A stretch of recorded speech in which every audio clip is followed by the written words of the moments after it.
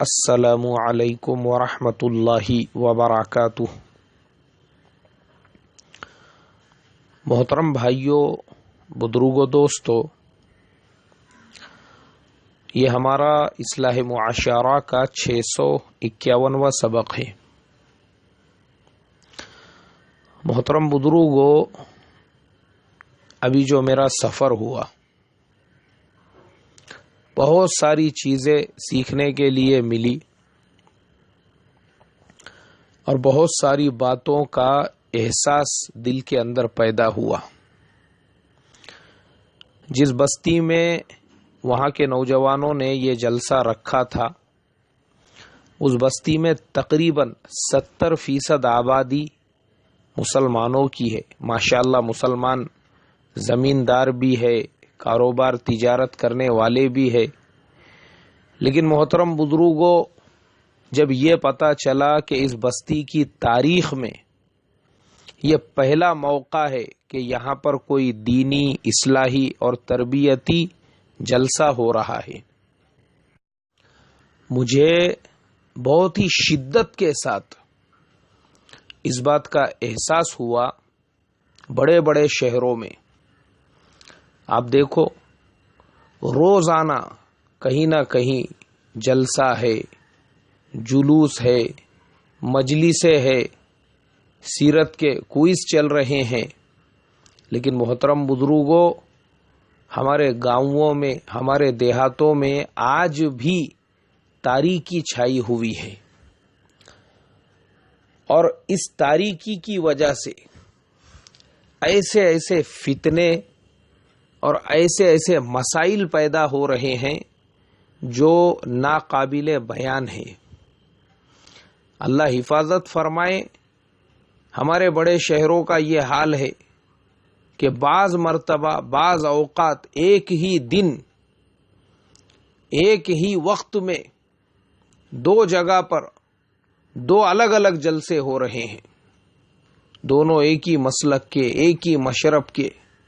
اب آدمی کنفیوژن کا شکار، جانا تو کدھر جانا، ادھر جانا ادھر جانا، کیوں؟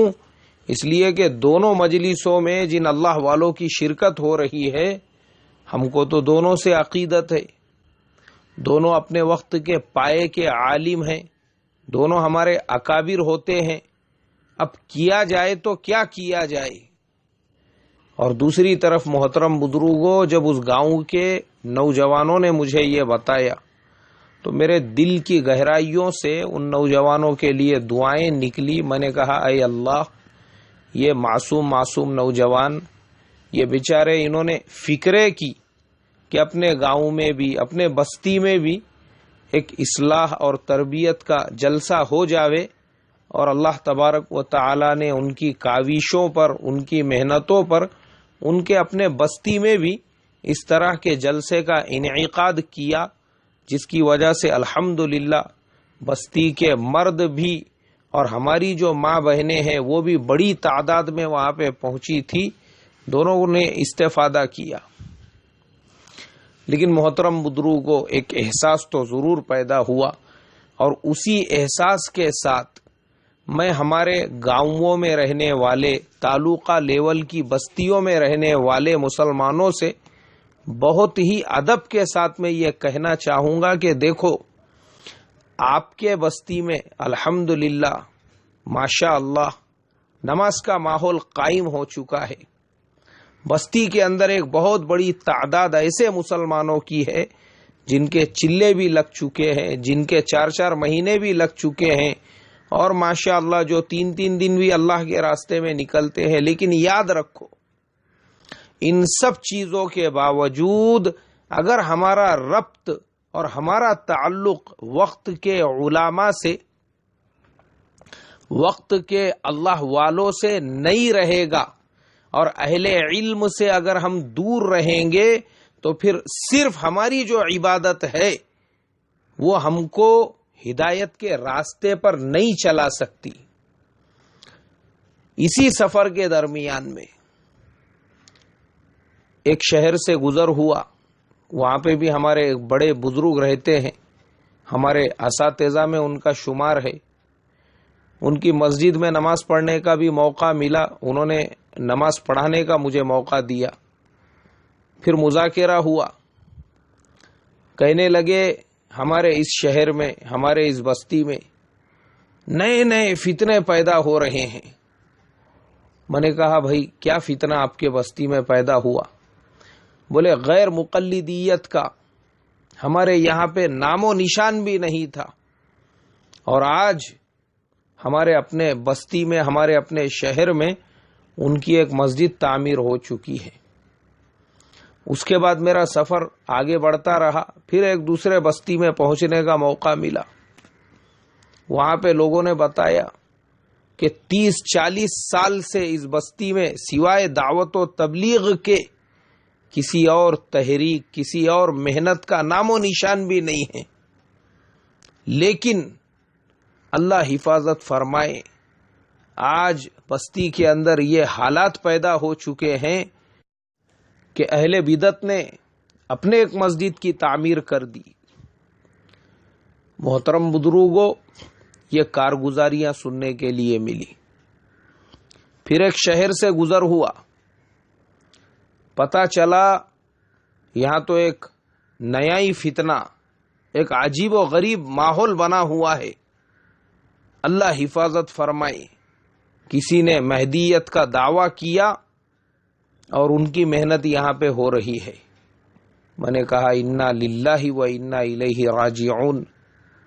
پہلے والے جو دو تھے چلو ٹھیک ہے، وہ نظریات کا اختلاف تھا، لیکن یہاں تو پورا کیا پورا مسئلہ عقیدے کا آ چکا ہے۔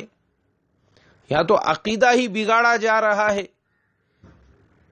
سیدھا سیدھا کفر اور شرک والا مسئلہ یہاں پہ کھڑا ہو چکا ہے۔ محترم بزرگوں، یہ مسائل کیوں؟ ان مسائل کی سب سے بڑی وجہ ہمارے پاس جو محدود دین کا علم ہے اسی پر انحصار کرنا اور اہل علم سے تعلق کو نہیں پیدا کرنا۔ یاد رکھو محترم بزرگوں، دعوت و تبلیغ کی جو مبارک محنت ہے اس کے فوائد سے کوئی بھی انکار نہیں کر سکتا، وہ اپنی جگہ پر مسلم ہے۔ لیکن محترم بزرگوں، اس محنت کے ساتھ اہل علم سے ربط اور علماء سے تعلق اور علماء کو اپنے بستیوں میں بلا بلا کر اصلاح معاشرہ کے جلسے کرانا اور مسائل کے اعتبار سے اور عقائد کے اعتبار سے اللہ والوں کی مجالس کرانا، یہ وقت کی سب سے بڑی اور اشد ضرورت ہے۔ یاد رکھو، آج یہی ہو چکا ہے، مسلمانوں کی 90% آبادی، 80% آبادی، 70% آبادی ماشاءاللہ مسلمان نمازی بھی ہے، لیکن محترم بزرگوں اہل علم سے تعلق نہیں ہونے کی وجہ سے گمراہ ہو رہے ہیں۔ آج یہ جتنے مسلمان غیر مقلد بن رہے ہیں، میں آپ کو ہاتھ پکڑ کر بتا سکتا ہوں اکثریت ان کی ہے جن پہ ہم نے محنت کی، جن کو ہم نے بے دینی کے ماحول سے نکال کے لا کر اللہ کے راستے میں 4 مہینے اور 40 دن کے لیے نکالا تھا، لیکن اب ان کی صحیح سے سرپرستی اور رہبری نہیں ہونے کی وجہ سے وہ ایسے لوگوں کے لیے کھاد کا کام کر رہے ہیں، ان کے لیے مفت کا بھانڈول بنے ہوئے ہیں۔ ہر نئے پیدا ہونے والے فتنے کو اگر کہیں سے بھانڈول مل رہا ہے، کہیں سے کھاد مل رہا ہے، تو وہ ہمارے دعوت و تبلیغ کے کام سے جڑے ہوئے ساتھیوں کے راستے سے۔ وجہ یہ بنی محترم بزرگوں کہ ہم نے اپنی جو چند باتیں ہیں، اپنی جو چند چیزیں ہیں، اس کے علاوہ نئی باتیں اپنے ساتھیوں کو کبھی سنائی نہیں۔ ہم نے ہمارے جو بڑے فرماتے ہیں کہ علماء سے ربط پیدا کرو، علماء کی ملاقات کرو، علماء کے مجلس میں شرکت کرو، ہم نے اس چیز کو قائم نہیں رکھا۔ یہ اسی کا نتیجہ ہے۔ بلاؤ، اپنے بستیوں میں اہل علم کو بلاؤ، اللہ والوں کو بلاؤ. اور میں آپ کو اس کا سادہ اور سمپل طریقہ بتاتا ہوں. آپ کے اطراف میں بڑا مدرسہ ہے، ادارہ ہے، جاؤ وہاں پہ، وہاں کے محتمم صاحب سے درخواست کرو کہ بھائی حضرت ہم اپنے بستی کے اندر ایک علم کی مجلس رکھنا چاہتے ہیں، مسائل کی مجلس رکھنا چاہتے ہیں، اصلاح و تربیت کی مجلس رکھنا چاہتے ہیں. آپ اپنے یہاں سے جو آپ کے یہاں پر جید عالم ہے، جو الحمدللہ ہمارے گاؤں میں صحیح ڈھنگ سے اصلاح اور تربیت کی بات کر سکتے ہیں، یا لوگوں کے ذہن میں کچھ اشکالات ہے، کچھ سوالات ہے، ان کا جواب دے سکتے ہیں، تو ایسے کوئی عالم دین آپ کے مدرسے کے استاد فلانے تاریخ کو ہمارے ساتھ کر دیجئے، یا آپ خود ان کے ساتھ میں بیٹھ کر ایک تاریخ طے کرو. اس ترتیب سے ہمارے بستی میں ہر مہینے میں کسی نہ کسی اللہ والے کی اور کسی نہ کسی صاحب علم کی مجلس ہونا چاہیے. یہ ضرورت ہے، یہ اپنے جلسوں کو، اصلاح کی مجلسوں کو اللہ کے واسطے محترم بزرگوں صرف شہروں تک مت محدود کر کے رکھو. بہت جلسے ہو رہے ہیں شہروں کے اندر، بڑے بڑے جلسے ہو رہے ہیں اصلاح معاشرہ کے بھی اور سیرت کے بھی، لیکن محترم بزرگوں ہماری بستیاں محروم ہیں، محروم، اور بستیوں کی ماں بہنیں تک ہماری محروم ہیں. کیوں محروم ہیں؟